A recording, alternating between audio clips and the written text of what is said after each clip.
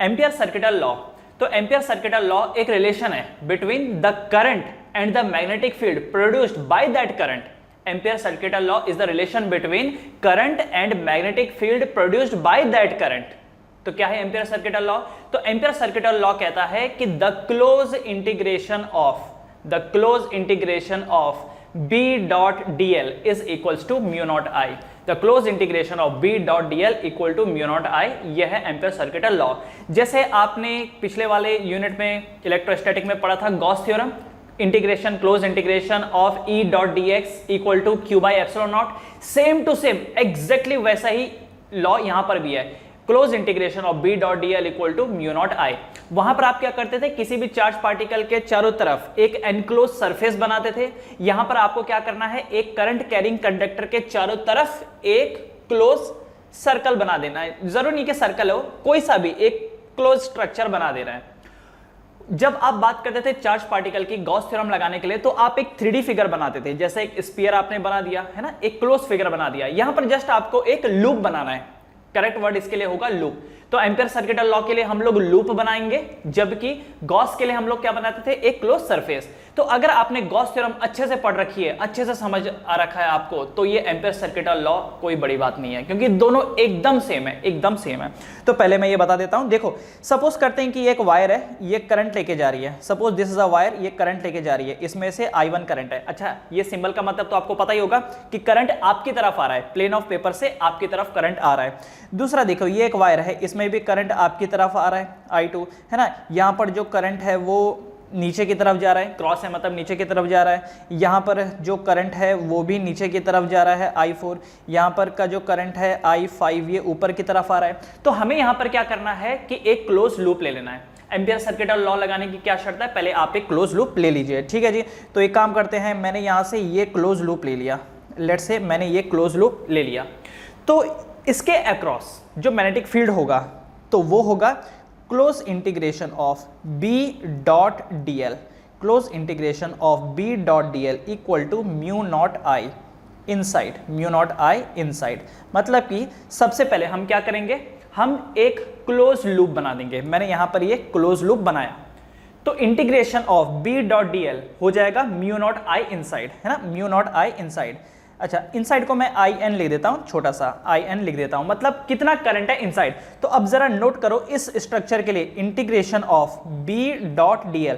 B का मतलब क्या हो गया, मैग्नेटिक फील्ड, और dl का मतलब क्या हो गया, इस लूप का एक छोटा सा पोर्शन। ये देखिए, जैसे यहां से लेकर के यहां तक ये जो पोर्शन है, this is dl, this is dl। तो integration of B dot dl equal to mu naught, और I मतलब इनसाइड, इस लूप के अंदर कौन है, तो इस लूप के अंदर है I1 minus I3 minus I4, I1 minus I3 minus I4। देखो, I1 ऊपर को आ रहा है, लेट्स से वो प्लस है, तो बाकी दो माइनस होंगे। अगर ऊपर वाले को मैं I1 को अगर मैं माइनस ट्रीट करता हूं, तो I4 एंड I3 ये प्लस हो जाएंगे, है ना। तो एक को अगर प्लस तो बाकियों को माइनस। अगर ऊपर उड़ते हुए करंट को आप प्लस बता रहे तो नीचे वाले को माइनस बताइए। वैसे भी कोई फर्क नहीं पड़ता, क्योंकि अल्टीमेटली डायरेक्शन के लिए तो आपको राइट हैंड थंब रूल ही लगाना पड़ेगा, है ना।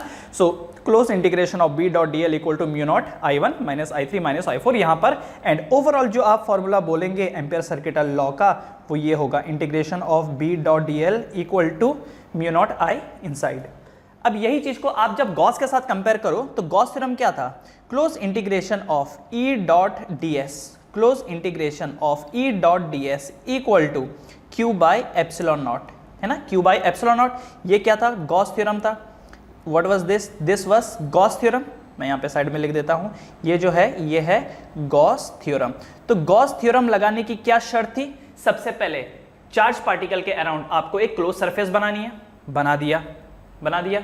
उसके बाद आप लगा सकते हो integration of E dot ds equal to Q by epsilon naught. अच्छा, दोनों में कॉमन देखो, दोनों का राइट हैंड साइड कांस्टेंट है। देखो Q बाय एप्सिलॉन नॉट, क्या ये कांस्टेंट है, क्योंकि किसी भी चार्ज पार्टिकल की जब आप बात करते हो तो उसका मैग्नीट्यूड तो कांस्टेंट है, एंड एप्सिलॉन नॉट वैसे भी कांस्टेंट है। इसका देखो राइट हैंड साइड, आपने एक वायर लिया, वायर में एक फिक्स अमाउंट ऑफ करंट जा रहा है, तो वो कांस्टेंट हो गया, म्यू भी कांस्टेंट है। तो देखो इसका जो राइट हैंड साइड है वो भी कांस्टेंट है।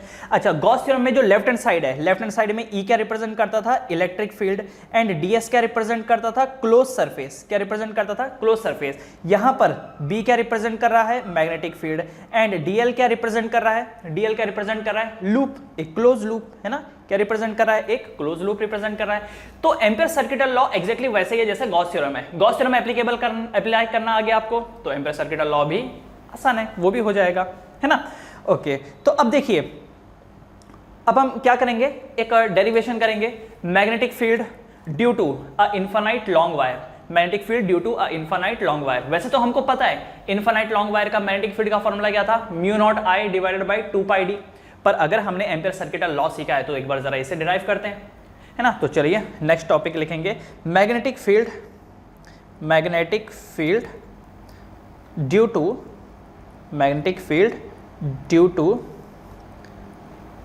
an infinite long conducting wire। Okay, तो ये लीजिए जी, ये हमारे पास एक कंडक्टिंग वायर है, इनफाइनाइट है, दिस इज इनफाइनाइट, ये यहां से इनफाइनाइट और ऊपर से भी इनफाइनाइट। अब हम इसमें जो मैग्नेटिक फील्ड निकालेंगे ना, ये एम्पियर लॉ के हिसाब से निकालेंगे। थोड़ा थोड़ा गॉस याद कीजिए, गॉस में भी क्या था, हमको पहले से ये देखो, electric field due to a charge particle तो पता था 1/4πε/q/r²। लेकिन जब हमने गॉस लॉ पढ़ा था तो गॉस लॉ के हेल्प से हमने एक पॉइंट चार्ज के लिए भी इलेक्ट्रिक फील्ड निकाला था, है ना। सेम काम हम यहां पर करेंगे। तो इलेक्ट्रिक फील्ड निकालने के लिए हम लोग क्या करते थे, देखिए मैं साइड बाय साइड वो भी आपको याद दिला देता हूं। तो वहां पर इलेक्ट्रिक फील्ड निकालने के लिए क्या करते थे कि भाई देखो, ये एक चार्ज पार्टिकल है Q, तो क्या करेंगे, सबसे पहले इसके चारों तरफ एक क्लोज सरफेस बना देंगे। बना दिया जी, हाँ जी, हमने एक क्लोज सरफेस बना दिया। उसी तरीके से यहां पर हम एक वायर लेंगे एंड वायर के चारों तरफ एक क्लोज सरफेस बना देंगे। ये लीजिए, मैंने यहां पर इसके चारों तरफ एक क्लोज सरफेस बना दिया। Okay, first step. उसके बाद वहां पर क्या करते थे आप कि ये वाला फॉर्मूला लगाते थे, integration of E.ds equal to Q/ε0। Integration of E.ds equal to ε0।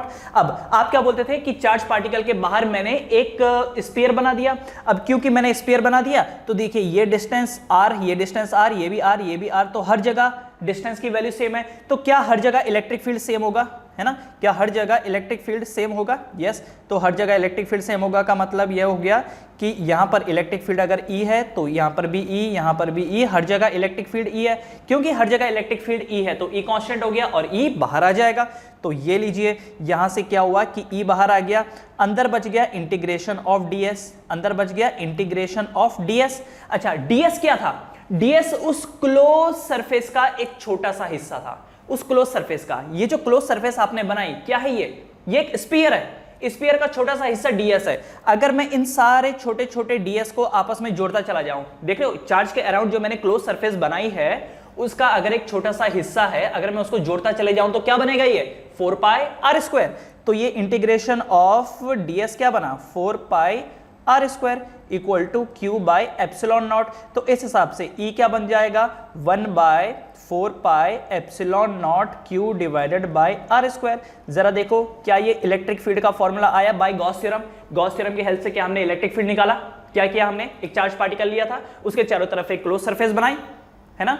और क्लोज सरफेस हमने स्फीयर ही बनाई। क्यों स्फीयर बनाई, क्योंकि हर जगह डिस्टेंस सेम हो जाए तो इलेक्ट्रिक फील्ड हर जगह सेम हो जाएगा, इलेक्ट्रिक फील्ड कांस्टेंट बोल करके बाहर आ जाएगा, इंटीग्रेशन ऑफ ds करेंगे 4πr², फिर वो 4πr² नीचे चल जाएगा and you will get electric field as 1/4πε0q/r²।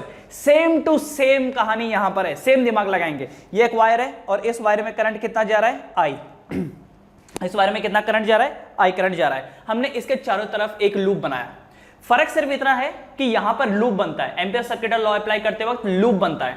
Gauss theorem लगाते वक्त एक क्लोज सरफेस बनाते हैं हम लोग, 3D सरफेस बनाते हैं, क्लोज सरफेस, जबकि यहां पर क्या बनाना है, लूप बनाना है। ओके, अब इस लूप में देखिए, ये जो छोटा सा पोर्शन है, ये छोटा सा पोर्शन इस लूप का, ये है dl। ये जो छोटा सा पोर्शन है ये क्या है, dl है। अच्छा, अब आप एक चीज नोटिस करो, वायर से जो डिस्टेंस यहां पर है वही डिस्टेंस यहां पर, यहां पर, यहां पर, हर जगह डिस्टेंस सेम है। क्योंकि हर जगह डिस्टेंस सेम है तो क्या हर जगह मैग्नेटिक फील्ड सेम होगा, क्या हर जगह मैग्नेटिक फील्ड सेम होगा, तो यहां का मैग्नेटिक फील्ड B, तो यहां पर भी B, यहां पर भी B, B, B, हर जगह B सेम है। ओके, तो ये जो हमारे पास फॉर्मूला है, integration of B.dl equal to mu naught I, ये जो फॉर्मूला है integration of B dot D L equal to mu naught I, तो क्या मैं बी को बाहर ले सकता हूँ?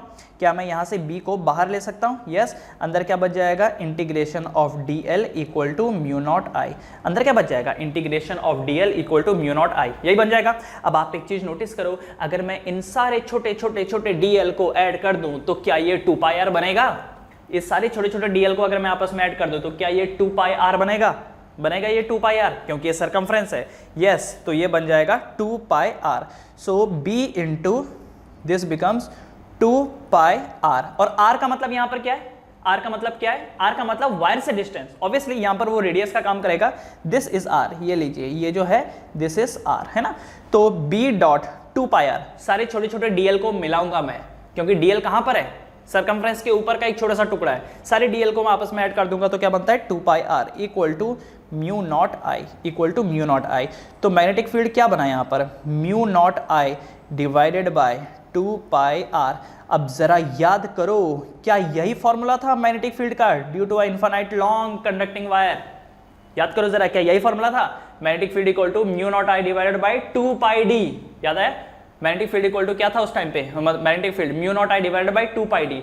वहां पर हमने डिस्टेंस को, वायर के डिस्टेंस को डी कंसीडर किया था, इसलिए 2 पाई डी था डिनोमिनेटर में। यहां पर आर कंसीडर किया, इसलिए 2 पाई आर। बाकी देख लीजिए, फॉर्मूला यही है ना। तो जिस तरीके से गॉस थ्योरम की हेल्प से हम लोग डिफरेंट डिफरेंट ऑब्जेक्ट का इलेक्ट्रिक फील्ड निकालते थे, उसी तरीके से एम्पियर सर्किटल लॉ का इस्तेमाल करके हम लोग डिफरेंट डिफरेंट बॉडीज की वजह से जो मैग्नेटिक फील्ड बनेगा वो निकालेंगे।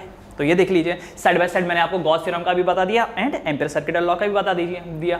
तो गॉस थ्योरम अच्छे से कर लीजिए, एम्पियर सर्किटल लॉ आ जाएगा। एम्पियर सर्किटल लॉ अच्छे से कर लीजिए, गॉस थ्योरम आ जाएगा। दोनों एकदम सेम है, जुड़वा भाई हैं ये दोनों। फर्क सिर्फ इतना है कि एक मैग्नेटिक फील्ड के लिए तो दूसरा इलेक्ट्रिक फील्ड के लिए है। एक में क्लोज सरफेस लगती है तो दूसरे में क्लोज लूप लगता है, बस दैट्स ऑल। अब जब आपने गॉस थ्योरम पढ़ा था, गॉस थ्योरम के बाद फिर अगली एक चीज आई थी, magnetic field at different location. Different location का मतलब inside, at the surface, outside the surface of a hollow sphere. याद आया? उसके बाद ये भी था कि magnetic field inside, at the surface, outside due to a solid sphere, magnetic field due to a sheet of charge, magnetic field due to a line charge, ये सब आया था। तो वही चीज एग्जैक्टली हम लोग यहां पर भी पढ़ेंगे। तो अगला टॉपिक लिखिए, magnetic field at point A B C in a hollow pipe. ABC बोलो या फिर ये बोल सकते हो magnetic field at inside, at the surface and outside of a hollow pipe. तो लिखिए अगला टॉपिक। तो अब देखिए, magnetic field at different point in a hollow current carrying pipe. ये एक पाइप है, खोखली अंदर से हॉलो है, तो इसमें करंट बह रहा है। तो डिफरेंट डिफरेंट लोकेशन में क्या क्या मैग्नेटिक फील्ड होगा? तो हम लोग 3 पॉइंट कंसिडर करेंगे, 3 पॉइंट। एक होगा यहाँ पर इनसाइड, एक होगा एट द सरफेस एंड एक होगा एट आउटसाइड। 3 पॉइंट, एक इनसाइड, एक सरफेस पे और एक आउटसाइड। ठीक है, तो चलिए एक काम करते हैं, मैं यहाँ पर पॉइंट ले लेता हूँ, इनसाइड वाला point. Let's say this is the point, मुझे यहाँ पर मैग्नेटिक फील्ड पता करना है इनसाइड। अब आप एक चीज नोटिस कीजिए, ये जो पाइप है कैसा है? हॉलो है। तो जो भी इसमें करंट बह रहा होगा, इसमें जो भी करंट बह रहा होगा वो एट द सरफेस बह रहा होगा, है ना। जो भी करंट होगा वो तो एट द सरफेस ही होगा, क्योंकि अंदर तो कुछ है नहीं ना। करंट को बहने के लिए मेटल चाहिए होता है, राइट। तो अंदर से खोखला है, अंदर से तो करंट जाएगा नहीं, जो भी करंट होगा वो तो एट द सरफेस होगा। तो सबसे पहले हम लोग देखेंगे इनसाइड, पहले इनसाइड। तो देखिए इनसाइड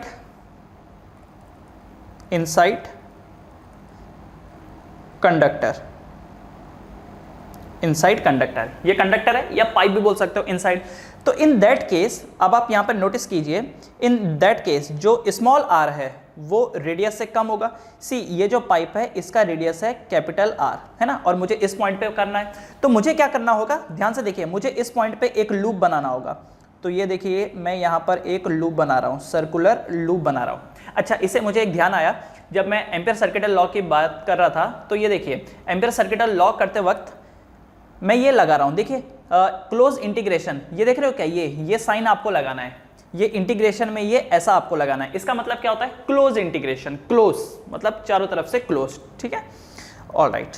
तो अब जरा यहाँ पर देखिए, magnetic field at different point at the hollow cylinder में सबसे पहले इनसाइड द कंडक्टर। अब ये देखिए, ये जो रेडियस है, this radius is small R, this radius is small R, ये जो रेडियस है ये स्मॉल आर है। तो इनसाइड द कंडक्टर अब हम लगाएंगे, तो फॉर्मूला क्या है, close integration of B dot D L equal to mu naught I inside. अच्छा, इनसाइड कितना करंट है, ये जो आपने ग्रीन कलर का लूप बनाया, कितना है यहाँ पर करंट, तो यहाँ का करंट तो जीरो है, क्योंकि जो भी करंट है वो तो सरफेस पे दौड़ रहा है ना, तो अंदर कितना करंट है, जीरो।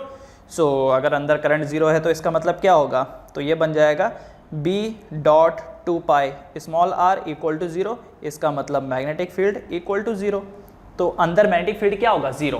तो अगर एक हॉलो पाइप है तो उसके अंदर तो कोई करंट नहीं है, और अगर अंदर करंट ही नहीं है तो मैग्नेटिक फील्ड क्या होगा, जीरो। ये सेम वैसा ही है कि किसी भी कंडक्टर के अंदर इलेक्ट्रिक फील्ड कितना होता है, जीरो, तो मैग्नेटिक फील्ड कितना है, जीरो। मतलब देखो याद रखने में कितनी आसानी हो जाएगी आप लोगों को, क्योंकि कितना काफी कुछ मैच कर रहा है ना। Second, at surface. अब चलते हैं सरफेस पे, तो देखिए ये जो पॉइंट है, ये पॉइंट है एट द सरफेस, ये जो पॉइंट है ये पॉइंट है एट द सरफेस। तो सरफेस के लिए क्या होगा, तो सरफेस के लिए ये लो जी एक और लूप बना देंगे। तो सरफेस के लिए मैंने बनाया ये वाला लूप, ये देखिए, this is the loop for the surface, है ना। अब जो भी करंट पास कर रहा है वो तो इस लूप के अंदर से पास कर रहा है। आप ऐसा समझ लीजिए कि जैसा ये कंडक्टर है और इसको ना आपने इसके ऊपर एक रबर पहना दिया, एक रबर लिया और रबर आपने इसके ऊपर पहना दिया, तो क्या जो भी करंट है उस रबर के अंदर से ही बह रहा है ना। तो यहां पर अगर आप नोटिस करें तो ये बन जाएगा close integration of B dot D L equal to mu naught I. तो बी बाहर आ जाएगा, है ना, इंटीग्रेशन ऑफ डी एल क्या हो जाएगा, टू पाई स्मॉल आर। अच्छा, बाय द वे यहां पर small R equal to capital R, तो B dot two pi R equal to mu naught I. So B equal to mu naught I divided by two pi. अच्छा, एक काम करते हैं, ये जो स्मॉल आर है ये तो रैंडम डिस्टेंस दिखा रहा है, क्योंकि यहाँ पर स्मॉल आर कैपिटल आर के बराबर है, तो यहाँ कैपिटल आर लिख देते हैं, तो two pi capital R. This is the magnetic field, this is the magnetic field at the surface, this is the magnetic field at the surface, correct. अब एक तीसरा पॉइंट भी देख लेते हैं। तीसरा पॉइंट क्या है, आउटसाइड सरफेस, आउटसाइड सरफेस। तो अगर आप सरफेस के आउटसाइड चले जाएं तो R will be greater than R, जो आर होगा स्मॉल आर वो ग्रेटर देन आर होगा, मतलब रैंडम डिस्टेंस, स्मॉल आर का मतलब रैंडम डिस्टेंस और कैपिटल आर का मतलब रेडियस। तो क्या होगा यहाँ पर, वही close integration of B dot D L equal to mu naught I. तो बी बाहर आ जाएगा, integration of two pi small R. अच्छा, ये क्यों ऐसा, क्योंकि इस बार जो पॉइंट है वो आउटसाइड है, इस बार जो पॉइंट है वो आउटसाइड है, लेट्स से यहाँ पर है, तो आपको जो लूप बनाना होगा वो कुछ ऐसा जाएगा, है ना, बाहर से होते हुए जाएगा, और इसका जो रेडियस है वो क्या है, स्मॉल आर है, इसका जो रेडियस है वो स्मॉल आर है, इसीलिए B dot two pi R equal to mu naught I. So the magnetic field will become mu naught I divided by two pi small R, two pi small R, ठीक है। तो ये देखिए अंदर magnetic field कितना, zero, surface पे कितना, mu naught I by two pi capital R, और बाहर कितना, mu naught I by two pi small R. तो अगर आप यहाँ पर नोटिस करो, जैसे जैसे करके आप वायर के बाहर दूर दूर दूर जाते जाओगे, क्या मैग्नेटिक फील्ड कम होता चला जाएगा, क्या मैग्नेटिक फील्ड कम होता चला जाएगा। तो एक बार ग्राफ देख लें इसका, ये देखिए ये ग्राफ है, ये ग्राफ में this is representing magnetic field, ये जो ग्राफ है इसमें ये रिप्रेजेंट कर रहा है मैग्नेटिक फील्ड B, एंड ये दिखा रहा है स्मॉल r, ये है सेंटर, ये है रेडियस, एंड आगे रैंडम डिस्टेंस स्मॉल r। तो आप यहाँ पे नोटिस कीजिए कि इनसाइड, अंदर जो मैग्नेटिक फील्ड है, अंदर जो मैग्नेटिक फील्ड है वो जीरो है, ये देखिए अंदर मैग्नेटिक फील्ड क्या है, जीरो। अब जैसे जैसे करके आप बाहर की तरफ जाएंगे, अंदर मैग्नेटिक फील्ड जीरो है ना, दिस इज जीरो, जैसे जैसे करके आप बाहर जाते जाएंगे वैसे वैसे करके मैग्नेटिक फील्ड कम होता चला जाएगा, और मैक्सिमम कहां पर आएगा, एट द सरफेस। तो ये देखिए ये कम होता चला जा रहा है एट द सरफेस। तो बाहर की तरफ E is not E, magnetic field B is inversely proportional to the radius. अंदर मैग्नेटिक फील्ड कितना है, zero, and at the surface क्या है, magnetic field B is maximum, B जो मैग्नेटिक फील्ड है वो मैक्सिमम है, कहां पर, एट द सरफेस। एकदम सेम कहानी भाई, जो इलेक्ट्रिक फील्ड की कहानी है एग्जैक्टली वही कहानी इसकी भी है, तो समझने में भी कोई दिक्कत नहीं हुई होगी, है ना। सो this is the magnetic field at different point in a hollow current carrying pipe, in a hollow current carrying pipe. Hollow है इसलिए पाइप बोला है। और वैसे भी एक बार अगर देखा जाए तो दोनों टर्म का इस्तेमाल नहीं करना चाहिए, हॉलो बोल दिया है तो पाइप बोलने की जरूरत नहीं है एक्चुअली, ठीक है चलो अंडरस्टूडेबल है ना। तो अंदर से खोखला था तो अंदर तो मैग्नेटिक फील्ड कुछ नहीं होगा, जो भी होगा वो सरफेस पे होगा और सरफेस पे मैक्सिमम होगा, क्योंकि जैसे जैसे करके आप दूर जाते जाएंगे करंट तो उतना ही है लेकिन डिस्टेंस बढ़ता जा रहा है तो बाहर मैग्नेटिक फील्ड कम कम होता चला जाएगा। अगला देखिए, magnetic field at different point in a solid current carrying conductor. इस बार क्या ये एक सॉलिड करंट कैरिंग कंडक्टर है, this is a solid current carrying conductor. मतलब कि यहां पर जो भी करंट एंटर करेगा, यहां पर जो भी करंट एंटर करेगा वो सरफेस से भी करेगा प्लस इनसाइड से भी करेगा, है ना। ये देखिए यहां से जो भी करंट एंटर कर रहा है, करंट एंटर कर रहा है पूरे के पूरे वॉल्यूम से होते हुए जा रहा है, अंदर से भी होते हुए जा रहा है। तो अगेन यहां पर वही 3 पॉइंट, एक होगा इनसाइड, एक होगा सरफेस एंड एक होगा आउटसाइड। तो 3 पॉइंट पे हम लोग देखेंगे। सबसे पहला एक होगा यहां पर आउटसाइड, आउटसाइड के बाद दूसरा होगा इनसाइड एंड फिर सरफेस। तो 3 पॉइंट हम लोग यहां पर देखेंगे जैसा पिछले वाले केस में देखा था। तो इस बार एक काम करते हैं, सबसे पहले शुरुआत करते हैं आउटसाइड से। So the first one is outside surface, outside surface बाहर की तरफ, है ना। आउटसाइड सरफेस बोलो या सिंपली आप आउटसाइड भी बोलते तो भी। तो स्मॉल आर की value is greater than capital R. अच्छा by the way what is capital R? Capital R is the radius of this conductor and small R क्या है? रैंडम डिस्टेंस है। तो मान लेते हैं कि ये वो पॉइंट है आउटसाइड में, देखिए ये वो पॉइंट है। तो अगर ये वाला पॉइंट है तो इसका मतलब आपको लूप कुछ ऐसा बनाना होगा, है ना, क्योंकि वो जो पॉइंट है वो आउटसाइड है, तो ये लूप कुछ ऐसा बनाना होगा। तो जो रेडियस निकल के आ रहा है वो स्मॉल आर ऐसे ही निकल के आएगा। तो क्या बनेगा ये? तो वही होगा जो अभी अभी आपने पढ़ा था कि close integration of B dot D L equal to mu naught I, फिर वही हो जाएगा B dot 2 pi small R equal to mu naught I, that means B equal to mu naught I divided by 2 pi small R. This is the magnetic field, correct. अच्छा जी, अब दूसरा at surface. तो at surface का क्या होगा? तो at surface small R is equal to capital R. Same ही किस्सा है सरफेस के लिए, सेम किस्सा है। तो देखो सरफेस पे ये देख लीजिए जी, ये मैंने बनाया सरफेस के लिए, ये देखिए। तो सरफेस के लिए small R is equal to capital R. That means ये जो सेम एक्सप्रेशन है integration of B dot D L equal to mu naught I, मतलब B dot 2 pi capital R equal to mu naught I, that means B is equal to mu naught I divided by 2 pi capital R, 2 pi capital R. तो ये आ गया। अच्छा तीसरी जो चीज है inside. अब ये इनसाइड थोड़ा सा है जो आपको समझना है, क्योंकि जब आपने गॉस थ्योरम वाले में किया था सॉलिड स्फीयर के लिए, तभी भी वो उसमें जो इनसाइड वाला था, सॉलिड वाले के लिए इनसाइड वाला, उसमें थोड़ा सा एक ये था कि आई करंट जा रहा है पाई आर स्क्वायर में से। सेम लॉजिक यहाँ पर भी लगेगा, लेकिन अगर वो आपको अच्छे से आता है तो यहाँ पर ये भी इजीली कर लेंगे। तो देख लेते हैं जरा सी वाला पॉइंट। सी वाला पॉइंट क्या है? Inside surface. ये देखिए सी वाला है इनसाइड सरफेस। तो इनसाइड सरफेस में क्या होगा? ये जो स्मॉल आर है is smaller than capital R. तो इनसाइड में लेट्स सी कि ये वाला पॉइंट ले लेते हैं। तो यहाँ से जब हम लोग लेंगे तो देखिए इस पॉइंट पे क्या होगा? तो एक क्लोज सरफेस बना लेते हैं। ये लीजिए जी, ये मैंने बना दिया क्लोज सरफेस, और इसका जो रेडियस है वो क्या है? स्मॉल आर है। तो यहाँ पर इसको अप्लाई करने के लिए हमको क्या करना पड़ेगा? देखना पड़ेगा कि कितना करंट इसके अंदर से गया, है ना। ये जो पिंक कलर का लूप है इसके अंदर से कितना करंट गया। क्या आप जानते हैं इसके अंदर से कितना करंट गया? क्योंकि इस लूप के अंदर वाला करंट मायने रखता है। सी क्या हुआ कि जब ये जो पूरा का पूरा कंडक्टर है, जब करंट पास किया तो हर जगह से पास किया, लेकिन हमको तो वही करंट लेना है ना जो इस पिंक लूप के अंदर से पास किया। हमको तो वही करंट लेना है जो पिंक लूप के अंदर से पास किया। अब पिंक लूप के अंदर से कितना करंट पास किया भाई, राइट। तो सबसे पहले तो ये जो हम लिखेंगे ऐसे close integration of B dot D L equal to mu naught I, और ये आई कौन सा है? ये इनसाइड वाला आई। वैसे तो हर जगह इनसाइड वाला आई ही होता है, लेकिन यहां पर मैं स्पेसिफिकली आपको दिखा रहा हूं। क्यों? क्योंकि यहां पर इस पिंक लूप के अंदर वाला, चलो इसको मैं पिंक कलर का ये कर देता हूं, ये जो आई है ये कौन सा वाला? पिंक लूप के अंदर वाला करंट होना चाहिए। ठीक है। तो चलिए ये जो होगा b इंटू ये 2 पाई स्मॉल r बनेगा, है ना, और ये म्यू नॉट, बस ये मिल जाए ना I इनसाइड, बस हमारा बात हो जाएगा, काम खत्म हो जाएगा। तो चलो देखें इसका, तो यहाँ पर नोट करो जरा, I करंट फ्लो कर रहा है from pi capital R square, है ना, ये जो I करंट है ये पाई आर स्क्वायर से फ्लो कर रहा है। What do you mean by pi R square? ये देखिए, ये जो सरफेस है, ये जो सरफेस है, ये जो एरिया ऑफ क्रॉस सेक्शन है, ये देख रहे हो क्या, ये जो एरिया ऑफ क्रॉस सेक्शन है यही पाई आर स्क्वायर है। तो आई करंट जो पास किया वो पाई आर स्क्वायर से पास किया।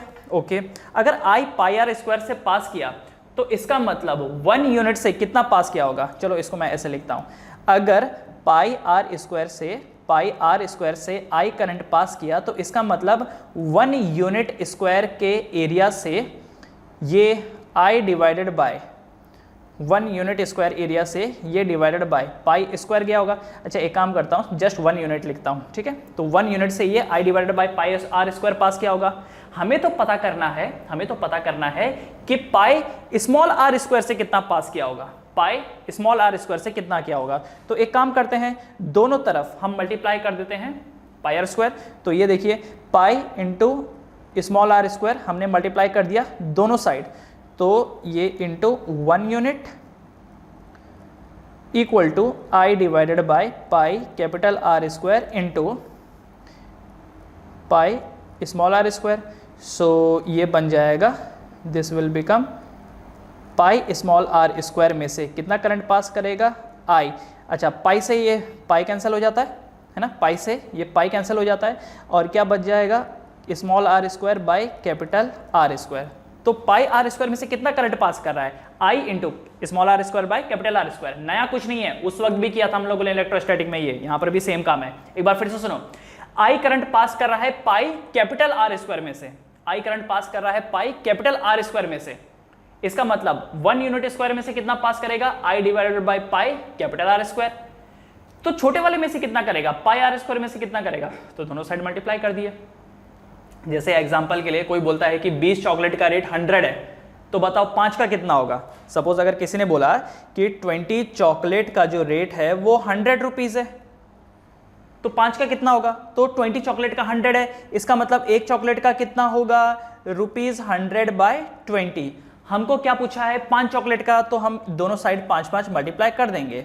तो 5 मल्टीप्लाई कर देंगे तो 25 100, 5 5 25 रुपीज। तो 5 चॉकलेट का कितना रेट आया? 25 रुपीज। सेम लॉजिक है, पाई आर स्क्वायर से आई करंट जा रहा है, तो 1 यूनिट से कितना करंट जाएगा? I by pi R square. तो pi into small R square से कितना करंट जाएगा? तो दोनों साइड मल्टीप्लाई कर दिया हमने, है ना। तो यहां से ये चीज निकल के आई कि पाई आर स्क्वायर में से कितना करंट जा रहा है? I into small R square divided by capital R square. बस अब इसी चीज की वैल्यू को हम यहां पर पुट कर देंगे, ये इस आई की जगह पर।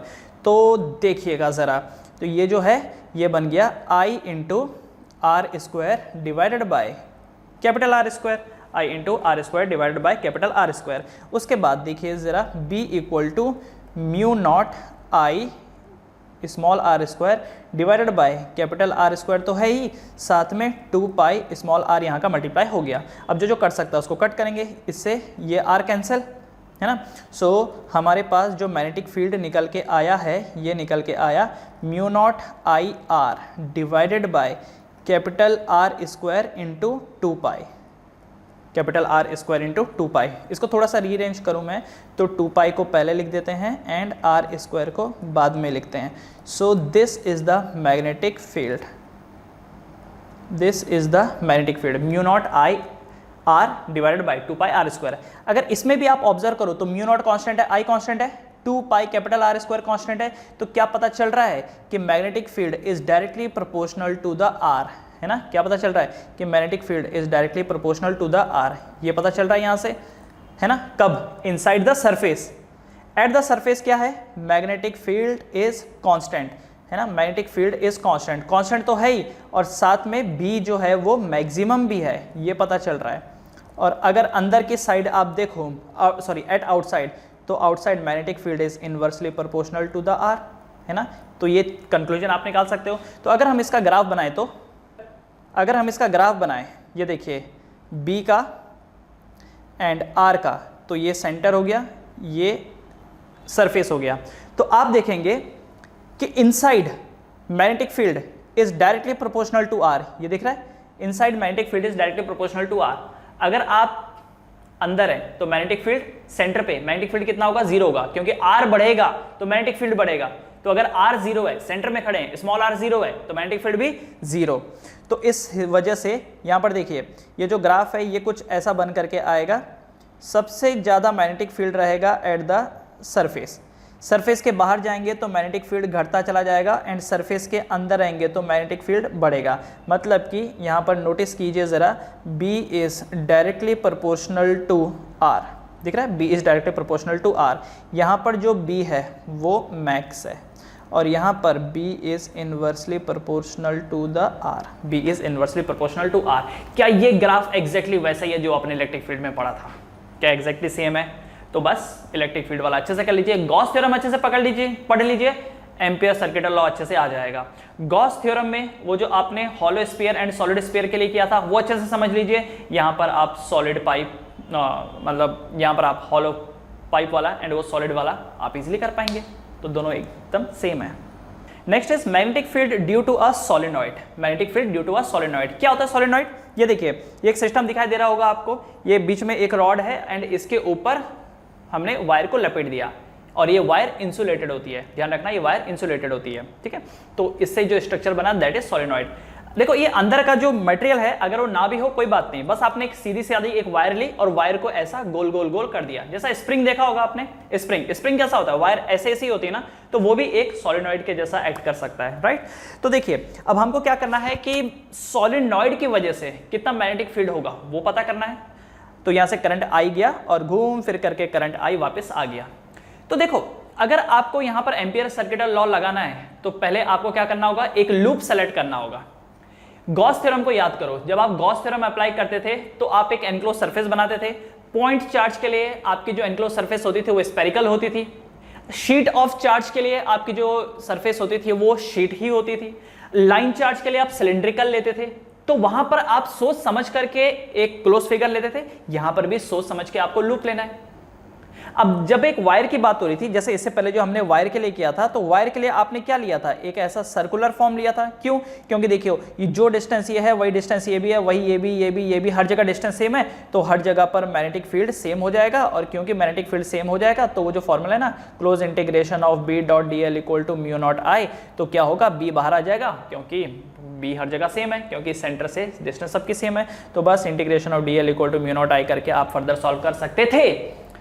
तो वहां पर सर्कल बनाने से काम चल गया अगर एक स्ट्रेट वायर होगी। यहां पर कैसा क्लोज लूप बनाएंगे भाई, यहां पर आप क्लोज लूप कैसे बनाएंगे, किस टाइप का क्लोज लूप होगा वो? तो यहां पर नोट कीजिएगा, यहां पर जो आप क्लोज लूप बनाएंगे that will be like this. ये देखिए ये आपका क्लोज लूप ऐसा बनेगा, ये जो आपका क्लोज लूप है this will be like this. ये यहां से मैंने ऐसा बना दिया, ये आपका क्लोज लूप होगा, this will be your close loop. इसको नाम देता हूं मैं, this is A B C and D। तो ये हमारा क्लोज लूप होगा, इस वे में हम लोग बनाएंगे। अब बनाना तो भाई एम्पियर सर्किटल लॉ लगाना है तो क्लोज लूप तो बनाना पड़ेगा, लेकिन कैसा बनेगा, तो मैंने यहां पर इस वे में बना दिया। नाउ अब आप एम्पियर सर्किटल लॉ लगा सकते हो। तो क्या एम्पियर सर्किटल लॉ कि close integration of B dot DL equal to mu naught I, close integration of B dot DL equal to mu naught I। सबसे पहले तो यहां पर आप देखोगे कि सॉलिनॉइड है, कई सारे टर्न्स आपको दिखाई दे रहे होंगे, कई सारे टर्न्स। तो जब बहुत सारे टर्न्स होंगे तो म्यू नॉट I के साथ साथ एक और टर्म जुड़ जाएगा, वो क्या होगा, n मतलब नंबर ऑफ टर्न। तो मैं यहां पर एक n और मल्टीप्लाई कर देता हूं, तो ये है म्यू नॉट NI। इस केस के लिए म्यू नॉट NI, क्या जोड़ दिया मैंने यहां पर, म्यू नॉट NI। अच्छा एक और चीज देखो, n का मतलब क्या है, number of turns, number of turns, या आप इसको बोल सकते हो टोटल टर्न्स, या फिर आप इसको बोल सकते हो टोटल टर्न्स। दूसरा एक और टर्न, एक और n होता है, स्मॉल n से उसको रिप्रेजेंट करते हैं, जिसको बोला जाता है टर्न डेंसिटी। जो होता है टर्न डेंसिटी, स्मॉल n क्या होता है, स्मॉल n होता है टर्न डेंसिटी। अच्छा टर्न डेंसिटी मतलब क्या हो गया, मतलब ये जो n है ये क्या हो गया, तो ये n होता है number of turns divided by l, number of turn divided by l, where l का मतलब यहां पर क्या है, length of solenoid, length of solenoid, length of solenoid. तो कैपिटल L जो है वो लेंथ ऑफ सोलेनॉइड है, small n is turn density and capital N is the total number of turn. तो जब आप टोटल नंबर ऑफ टर्न को L से डिवाइड करते हो तो उससे निकल के आता है टर्न डेंसिटी। जैसे आपने सुना होगा ना पॉपुलेशन डेंसिटी, कि कितनी पॉपुलेशन है डिवाइडेड बाय टोटल एरिया कितना उस जगह का। जैसे कोई बोलता है कि बंगाल की टर्न डेंसिटी इतनी इतनी है, तो बंगाल के कितने लोग हैं डिवाइडेड बाय बंगाल का एरिया कितना है, डिवाइड कर दिया। महाराष्ट्र की पॉपुलेशन डेंसिटी इतनी है, तो महाराष्ट्र में इतने लोग हैं डिवाइडेड बाय महाराष्ट्र के एरिया इतना इतना है, तो वही है। तो total number of turn n कितने हैं डिवाइडेड बाय L कितना है, उससे आपको टर्न डेंसिटी मिल जाएगी। तो देखो ये जो फॉर्मूला है एम्पियर सर्किटल लॉ, इससे मैं ऐसा भी लिख सकता हूँ, integration of B dot DL equal to mu naught. तो म्यू नॉट ये जो कैपिटल N है, क्या मैं इसको N इंटू L फिर ये I लिख सकता हूँ, है ना, म्यू नॉट NLI, इसको मैं ऐसा भी लिख सकता हूँ। तो close integration of B dot DL equal to mu naught, capital N को मैं क्या लिख सकता हूँ, स्मॉल n इंटू L, है ना, क्योंकि देखो small n equal to capital N by L, तो capital N small n into LI, इसको ऐसा लिखा जा सकता है। नाउ ये जो मैं क्लोज इंटीग्रेट कर रहा हूँ, ये मैं कहाँ से कहाँ तक करूँगा, देखो फ्रॉम ABCD, कहां से कहां तक, फ्रॉम ABCD। इसके लिए, इस क्वेश्चन के लिए देखो ABCD है ना, तो close integration of ABCD B dot DL will be equal to mu naught NLI, mu naught NLI, correct, okay. अब हम क्या करेंगे, देखो राइट साइड वाला हिस्सा उसमें तो कोई प्रॉब्लम नहीं है, म्यू नॉट NLI उसमें तो कोई इशू नहीं है। लेफ्ट हैंड साइड को अभी एक बार देखते हैं।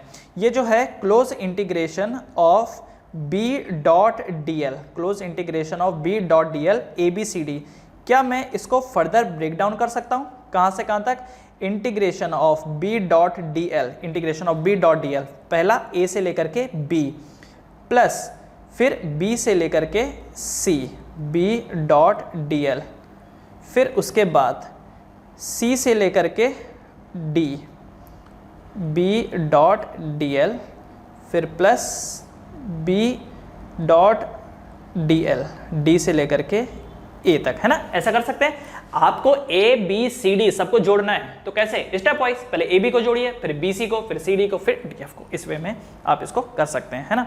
अच्छा, एक और चीज, इसके बाद एक और चीज, अगर आप यहाँ पे नोटिस कीजिए, नोटिस करेंगे तो आपको पता चलेगा कि integration of B dot DL, integration of B dot DL BC के लिए is equal to integration of B dot DL AD के लिए, AD के लिए, AD के लिए 0 है। क्यों, क्यों 0 है, जरा यहां पे नोट कीजिए, ऐसा क्यों, क्योंकि यहां पर B डॉट DL के बीच में एंगल 90 डिग्री का है। ये देखिए जरा, यहां पर देखिए, अगर मैं BC की बात करूं तो BC में DL क्या यही होगा, क्या BC का DL यही है ना, और जो मैग्नेटिक फील्ड बनेगा, मैग्नेटिक फील्ड का तो डायरेक्शन ये है, this is the direction of magnetic field, है कि नहीं, जो मैग्नेटिक फील्ड है उसका डायरेक्शन देखो, B और DL का जो एंगल है वो 90 डिग्री बन करके आ रहा है, देख रहे हो, दोनों केस में देखो, AD के लिए भी देखो, AD के लिए जो DL का एलिमेंट है, BC के लिए जो DL का एलिमेंट है वो एंड मैग्नेटिक फील्ड आपस में 90 डिग्री के एंगल पे है ना।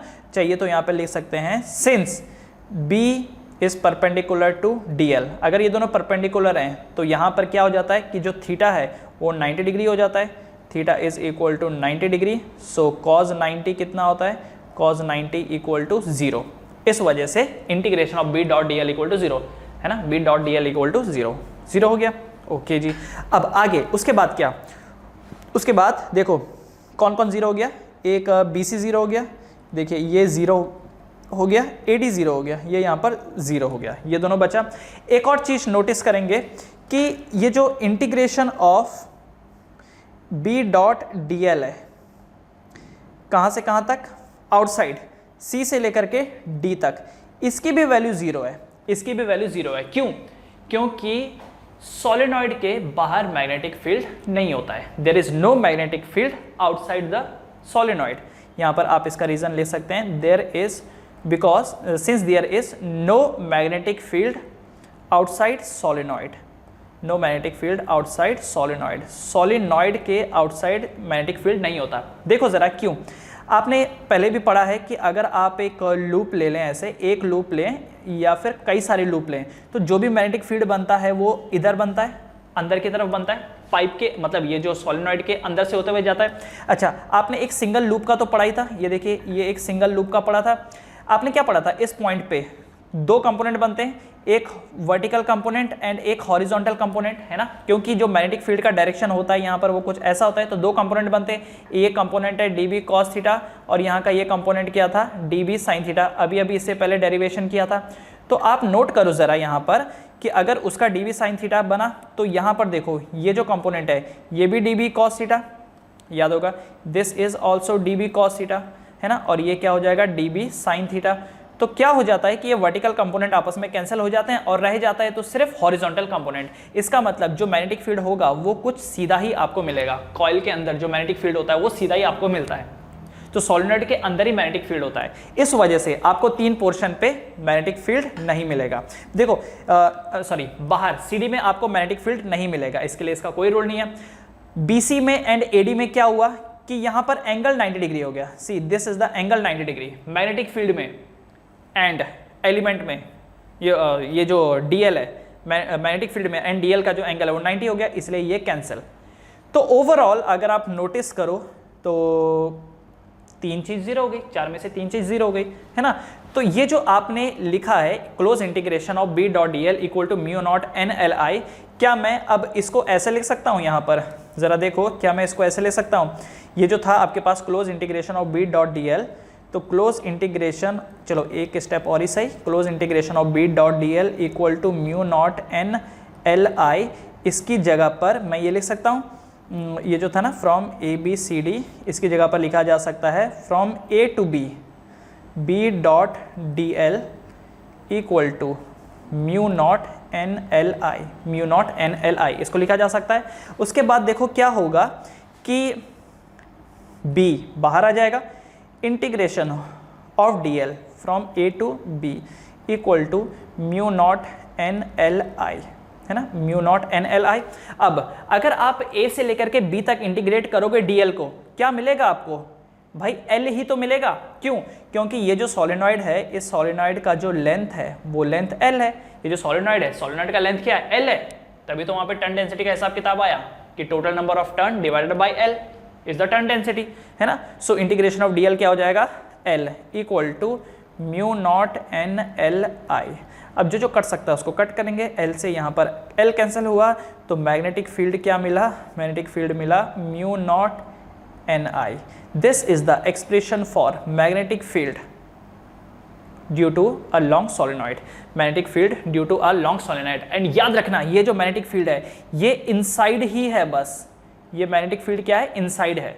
मैग्नेटिक फील्ड इनसाइड, ये अंदर ही एग्जिस्ट करता है। ये जितना भी मैग्नेटिक फील्ड बनेगा, ये देखिए ये जो भी मैग्नेटिक फील्ड बनेगा ये सोलेनॉइड के अंदर ही रहेगा, बाहर नहीं जाएगा, ये इसके अंदर ही रहेगा। So what is the magnetic field inside the solenoid? Mu naught NI, where N is the turn density. जितनी ज्यादा टर्न डेंसिटी होगी, जितनी ज्यादा टर्न डेंसिटी होगी, मतलब कि ये ले लो सोलेनॉइड, इस मतलब ये एक मटेरियल ले लो, कुछ भी कोई लकड़ी ले लो, इसके ऊपर घुमाते चलो घुमाते चलो घुमाते चलो, जितना ज्यादा नंबर ऑफ टर्न होगा, मतलब टर्न डेंसिटी जितनी ज्यादा होगी, उसी जगह पर आप जितना ज्यादा टर्न करते रहेंगे अंदर मैग्नेटिक फील्ड उतना ज्यादा स्ट्रांग होगा। जितना ज्यादा करंट पास करेंगे उतना ही ज्यादा मैग्नेटिक फील्ड स्ट्रांग होगा। सो this is the expression, this is the expression for the magnetic field. क्या है ये? Mu naught NI, magnetic field mu naught NI, ठीक है। N is the turn density. तो ये बन गया जी इसका formula, magnetic field inside a solenoid, ठीक है जी। ये जो फॉर्मूला बन के आया आपके सामने म्यू नॉट NI, ये सोलेनॉइड के अंदर ही अंदर कहीं पर भी हो सकता है, ये सोलेनॉइड के अंदर ही अंदर कहीं पर भी हो सकता है। देखिए ये एक बार मैं वापस से ड्रॉ कर देता हूँ। सी ये एक सोलेनॉइड है, दिस इज अ सोलेनॉइड। रुकिए थोड़ा और बेटर, ये देखिए ये हमारा सोलेनॉइड है, ये कुछ ऐसा हम लोगों ने वायर इसमें लपेट दी। ओके, तो क्या हुआ कि ये जो मैग्नेटिक फील्ड है ना म्यू नॉट NI, ये यहां से लेकर के यहां तक आपको मिलेगा, यहां से लेकर के यहां तक क्या मैग्नेटिक फील्ड होगा? Mu naught NI। लेकिन जैसे ही आप कॉर्नर पे पहुंचोगे, जैसे ही आप कॉर्नर पे पहुंचोगे, कॉर्नर पे मैग्नेटिक फील्ड बदल जाएगा। कितना हो जाएगा? ये ½ ऑफ म्यू नॉट NI हो जाएगा, और इस तरफ का corner ½ of mu naught N I, half of mu naught N I, ठीक है। तो अगर ग्राफ के हिसाब से हम लोग देखें तो ग्राफ के हिसाब से ये ऐसा होता है, ये देखिए ये सोलेनॉइड है, दिस इज द सोलेनॉइड, इसमें हमने वायर ये ऐसा लपेटी हुई है। देखिए वायर के गोल, जो वायर ले लो उसको गोल गोल कर दो, वही सोलेनॉइड होता है। बीच में आप कोई चीज डालो मत डालो वो फर्क नहीं पड़ता, वायर ले लो उसी को गोल कर दो, that is solenoid, that is solenoid. तो अगर इसका ग्राफ बनाने को जाएं हम लोग, इसका अगर ग्राफ बनाने को जाएं तो यू विल फाइंड दैट कि the value for magnetic field is mu naught N I, और जैसे ही आप कॉर्नर पे पहुंचते हो ये तुरंत गिर जाता है, ये तुरंत आधा हो जाता है। तो यहाँ पर कितना था, म्यू नॉट एन आई, यहाँ पर कितना, म्यू नॉट एन आई। लेकिन जैसे ही आप कॉर्नर पे पहुंचे तो कॉर्नर पे क्या हुआ, ये half mu naught N I, half mu naught N I. तो कॉर्नर पे जाते ही जो मैग्नेटिक फील्ड होता है वो ड्रॉप हो जाता है, कितना हो जाता है, आधा हो जाता है। अगला है magnetic field due to a toroid. Toroid क्या होता है, देखो आपने एक सोलेनॉइड लिया, एक लंबा सा सोलेनॉइड लिया आपने और उसको ऐसा मोड़ दिया, बन गया टॉरॉइड। स्प्रिंग होती है, ये देखिए ये एक स्प्रिंग है, स्प्रिंग को पकड़ा और ऐसा गोल कर दिया, that is the torrid, right. जैसा एक पाइप होती है, सीधी सी पाइप, अगर वो सोलेनॉइड है तो टॉरॉइड बन गया।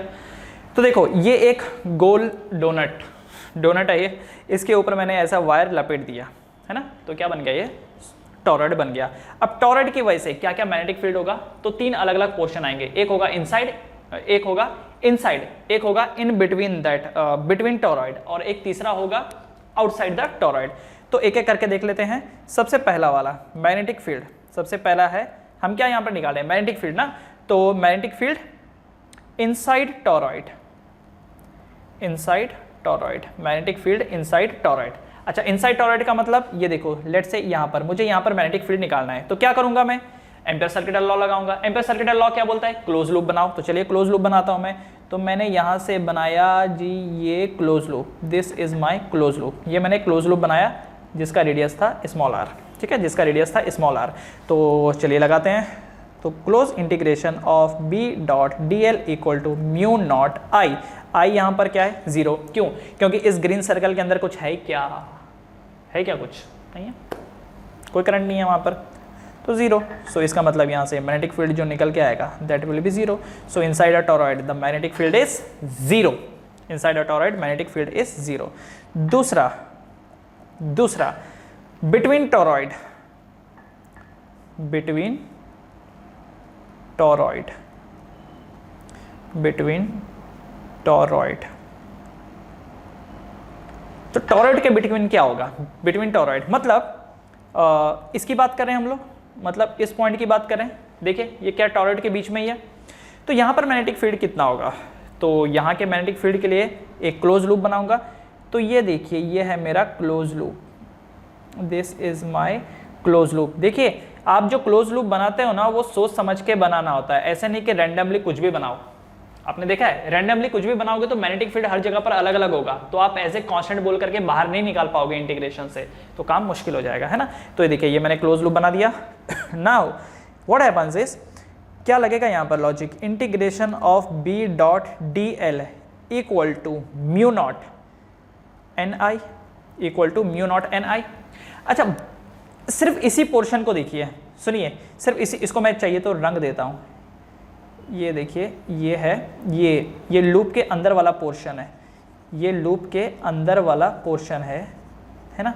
तो अब यहाँ पर देखिए इस लूप के अंदर क्या आपको करंट सिर्फ प्लेन ऑफ पेपर के अंदर जाता हुआ दिख रहा है, क्या आपको करंट जो है वो लूप के अंदर जाता हुआ दिखाई दे रहा है। देखिए यहाँ पर भी लूप के अंदर जा रहा है, इसका मतलब क्रॉस, यहाँ पर भी देखिए अंदर जा रहा है, यहाँ पर भी क्रॉस, यहाँ पर भी क्रॉस, क्रॉस, इसकी वजह से भी देखिए क्रॉस, इसकी वजह से भी क्रॉस, ये जितने भी हैं क्या यहाँ पर क्रॉस दिखा रहे हैं, क्या यहाँ पर ये सारे के सारे क्रॉस दिखा रहे हैं। इसका मतलब इस लूप के अंदर जो भी करंट है सब क्रॉस क्रॉस क्रॉस अंदर घुस रहा है, इसलिए म्यू नॉट एन आई, है ना। तो क्या होगा, बी बाहर आ जाएगा, close integration of D L equal to mu naught N I.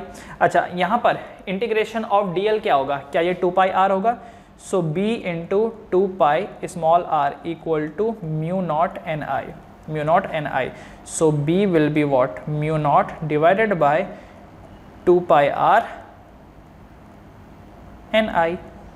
So this is the magnetic field inside between the toroid, ये क्या है, ये मैग्नेटिक फील्ड है between the toroid, mu naught by 2 pi R N I, mu naught by 2 pi R N I, ठीक है।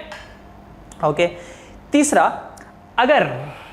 अगर यहां पे बोला जाए आउटसाइड टोरॉइड, तो तीसरा वाला सी, आउटसाइड टोरॉइड, आउटसाइड टोरॉइड। मान लेते हैं ये वो पॉइंट है जहां पे बोल रखा है कि निकालिए भाई, यहां पे निकालिए मैग्नेटिक फील्ड क्या होगा। तो क्या करेंगे, बनाइए एक क्लोज लूप। तो ये लो जी, मैंने बनाया क्लोज लूप, यहाँ से ये ऐसा, एंड फिर यहाँ से ये देखिए, ये देखो, ये बन गया। परफेक्ट सर्कल नहीं बना, लेकिन समझने के लिए काफ़ी है ना, ये बना। अब यहाँ पर नोटिस कीजिए, यहाँ पे नोटिस कीजिए क्या होगा। तो इसको थोड़ा और बाहर तक मैं रंग देता हूँ, या चलो बाहर वाले पोर्शन को मैं अलग रंग देता हूँ, है ना। ये देखिए, यहाँ पर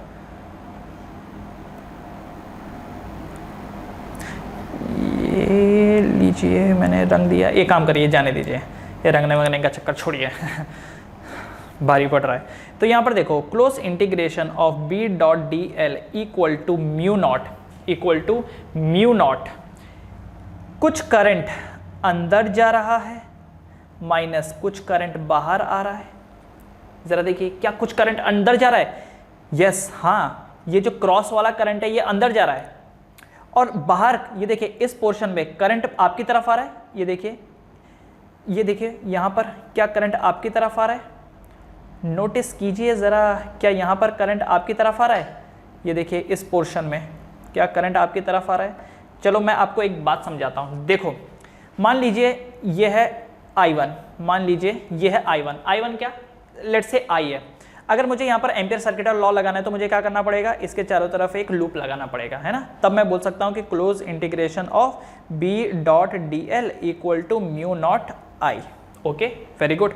मान लीजिए इस बार ऐसा है कि ये करंट आपकी तरफ जा रहा है I, और ये दूसरा करंट है, ये भी आप ही की तरफ आ रहा है I, है ना, और ये एक तीसरा करंट है, ये भी आप ही की तरफ आ रहा है I, और मैंने यहाँ पर एक लूप ये सेलेक्ट कर लिया। तो अब जरा एम्पियर सर्किट लॉ लगाओ। तो close integration of B dot D L equal to mu naught I plus I, क्या ये तीनों I आपस में जुड़ जाएंगे, है ना, क्योंकि मैंने ये क्लोज लूप बनाया, और इस क्लोज लूप के अंदर क्या हो रहा है, करंट आपकी तरफ आ रहा है, तो I plus I right hand side में। Okay, very good. अब अगला देखिए, मान लीजिए यहाँ पे, इधर पे मैं बना रहा हूँ, लेट्स से, चलो इधर पे बना देता हूँ, लेट्स से कि ये करंट I आपकी तरफ आ रहा है, और उसी मोमेंट पे I करंट नीचे की तरफ जा रहा है, और मैं यहाँ पे अगर क्लोज लूप लगाता हूँ तो क्या बन जाएगा, ये close integration of B dot D L equal to mu naught, क्या ये I माइनस आई हो जाएगा? क्या ये I माइनस आई हो जाएगा? क्यों? क्योंकि एक कुछ I करंट ऊपर को आ रहा है और I करंट नीचे को जा रहा है, so both will cancel out each other. So ये रिजल्ट क्या आएगा, close integration of B dot D L equal to zero, B dot D L equal to zero आ रहा है। अब यहां पर वो आपको क्यों दिखाई दे रहा है, देखो इस लूप को देखो, इस पर्टिकुलर ट्रैक को देखो। चलो, तो इस केस में क्या हो रहा है कि जब आपने ये बाहर वाला ये सर्कल बनाया, ये जो येलो कलर का सर्कल बनाया, आप यहां पर नोट करो कि देखो इस पॉइंट से करंट, ये देखो यहां से करंट निकल रहा है और यहां अंदर जा रहा है, यहां से करंट निकल रहा है, यहां अंदर जा रहा है, यहां से करंट निकल रहा है, यहां करंट अंदर जा रहा है। तो जितना करंट निकल रहा है उतना अंदर जा रहा है। तो अगर आप इस येलो सर्कल के अंदर का पार्ट देखें, ये जो येलो सर्कल बाहर का बनाया हुआ है, ये देखिए ये वाला, ये जो येलो सर्कल आपने बना रखा है, येलो लूप बोलेंगे हम लोग इसको, इसके अंदर अगर आप नोटिस करो तो आपको ये मिलेगा। लेट्स से इसको देखो, इस वाले पोर्शन को देखो, यहां पर डॉट दिख रहा है आपको, तो करंट निकला, और यहां पर क्रॉस का मतलब करंट अंदर गया, यहां से करंट निकला और वहां करंट अंदर गया। यहां से देखो इस दूसरे पोर्शन में देखो, यहां पे करंट निकला तो ये डॉट, और यहां अंदर करंट गया तो क्रॉस। तीसरे वाले को देखो, यहां से करंट निकला और यहां अंदर गया, तो जितना निकल रहा है करंट डॉट पे उतना ही क्रॉस पे हो रहा है। सेम करंट पहले ऊपर आ रहा है और फिर नीचे आ रहा है, तो ऊपर आते वक्त जो ये मैग्नेटिक फील्ड बनाएगा, नीचे जाता वक्त का करंट उसको कैंसिल कर देगा। जैसा डॉल्फिन कूदती है, यहां से देखो, यहां से निकली यहां को कूदी, फिर यहां से निकली यहां को, तो जब डॉल्फिन ऊपर को उछली, उसने जो मैग्नेटिक फील्ड बनाया नीचे जाते वक्त कैंसिल कर दिया। अब वो तो चलो एक ही डॉल्फिन है तो एक बार में ऊपर जाएगी एक बार में नीचे। अब मान लो एट अ मोमेंट कुछ सारी ऊपर गई और कुछ नीचे गई, जो ऊपर बना रही हैं लेट्स से कि वो ऊपर की तरफ कंस्ट्रक्ट कर रही हैं, तो जो नीचे आएंगे वो नीचे की तरफ करेंगे तो कैंसिल आउट हो जाएगा, है ना। तो देख रहे हो यहाँ पर, तो ये जो आपके पास सर्कल है ये येलो वाला, ये जो आपके पास ये लूप है ये येलो वाला, इस येलो वाले लूप के अंदर अगर आप देखेंगे तो एक साइड से करंट ऊपर को आ रहा है तो दूसरे साइड से करंट अंदर को जा रहा है, एक साइड से करंट ऊपर को आ रहा है तो दूसरे साइड से करंट अंदर को जा रहा है, इसलिए they will cancel out the effect of each other, they will cancel out effect of each other. और इसलिए ये जो है ना close integration of B dot D L equal to mu naught N I minus N I, ये बन जाएगा। तो एन आई करंट ऊपर को गया और एन आई करंट नीचे को गया, एन आई ऊपर को एन आई नीचे को, तो integration of B dot D L equal to mu naught N I minus N I divided N I minus N I, so B equal to 0।